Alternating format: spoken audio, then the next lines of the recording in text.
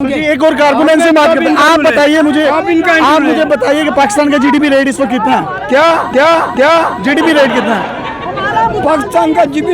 हमें वो उर्दू में बताएं क्या जीडीपी क्या? जी फॉर गरीदा, D for dog and P for Pakistan GDP मैं रेट।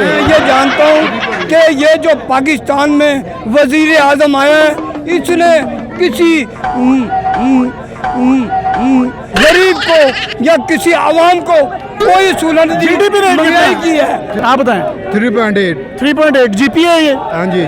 सी जीपीए। तो जीडीपी कितना हुआ? सस्ता होगा जब शहबाज शरीफ आएंगे तो सस्ता होगा शहबाज शरीफ आएगा तो जीडीपी सस्ता कर देगा। इंशाल्लाह। पेट्रोल या आटे की कीमतें बढ़ जाएं तो ये जीडीपी रेट जो है बढ़ जाता है।